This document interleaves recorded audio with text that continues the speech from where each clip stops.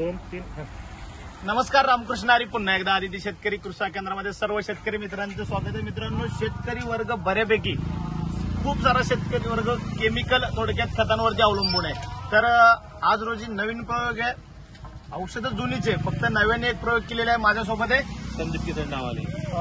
कुठल्या कुठल्या पिकांसाठी आपण ही स्लरी बनवलेली आहे? ही बीटासाठी आणि राजमासाठी बनवलेली आहे. काय काय कशाची स्लरी बनवली आणि काय काय वापरलेलं आहे? एका ड्रम मध्ये पीबीटी वापरले आणि एकामध्ये 3D वापरलं. एका ड्रम मध्ये पीबीटी वापरलेले, एका ड्रम मध्ये 3D वापरलेले आहे. पीबीटी मध्ये काय काय कंटेंट आहे?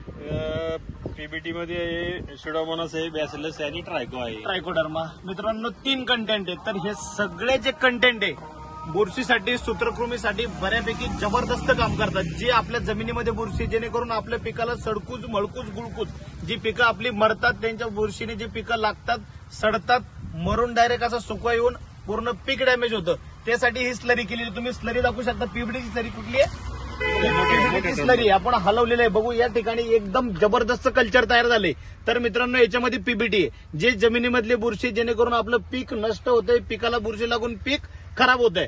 तर मित्रांनो, ही आहे पीबीटीची स्लरी.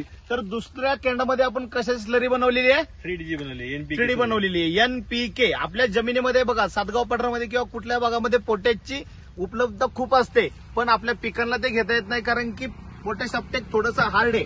मित्रांनो, ही जी स्लरी आहे 3D फ्रीलान्सर म्हणून, त्याच्यामध्ये NPK बॅक्टेरिया एकदम जबरदस्त रिझल्ट आहे. मित्रांनो, आपल्या जमिनीमधलं नत्र, स्फुरद, पालाश जमिनीमध्ये किती आहे ते पिकांना अपटेकिंग करायला लावण्याची क्षमता त्याच्यामध्ये आहे. ते NPK आपल्या 3D फ्रीलान्सर मध्ये तुम्ही बघू शकता कल्चर कसं जबरदस्त तयार झालेलं आहे. तर शेतकऱ्यांनी वापरलंय. तुम्हाला पीबीटी आणि जे 3D फ्रीलान्सर याच्यामध्ये काय काय फरक जाणून आले किंवा रिझल्ट कसा वाटला? रिझल्ट म्हणजे मला आतापर्यंत 1.5 महिन्याच्या कालावधीमध्ये जे 3 फवारणी घ्याव्या लागणार होत्या, त्याच्याऐवजी आता एकच फवारणी घ्यावी लागलेली आहे.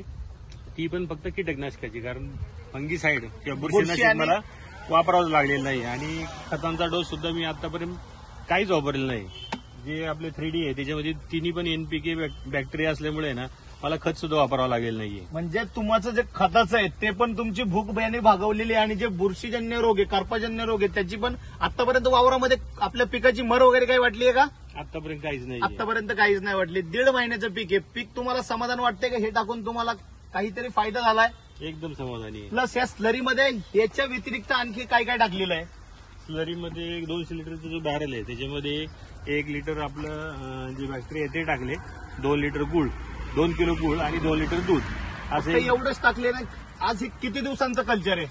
हे आता 3 दिवसाचं कल्चर आहे. तुम्ही कल्चरच्या क्वालिटीवरती पूर्ण विश्वास ठेवून बघू शकता की याचा रिझल्ट कसा असेल. मित्रांनो, जमिनीमध्ये जे आहे आणखी टाकण्यापेक्षा ते पिकांना कसं लागेल याच्याकडे लक्ष द्या. अधिक माहितीसाठी संपर्क व आपलं पीक सुरक्षित करायचे हक्काचं दुकान, आपलं दुकान, शेतकऱ्यांचं दुकान, आदिती शेतकरी कृषी केंद्र. मित्रांनो, प्रोडक्ट बघू शकता. विजय अॅग्रोचे एकदम जबरदस्त आणि दमदार प्रोडक्ट आहे. मित्रांनो, त्याच्यामध्ये 10चा 8वा घात एवढे जबरदस्त जीवाणूंची संख्या आहेत. मित्रांनो, एका लिटरमध्ये 1 ml मध्ये एवढं जर काउंट आहे, तर मला सांगा मित्रांनो, रिझल्ट कसं काय असेल? जर एकदा अवश्य वापरायचं प्राधान्य द्या विजय अॅग्रो कंपनीला. रिझल्टची गॅरंटी आम्ही. धन्यवाद. रामकृष्ण हरी.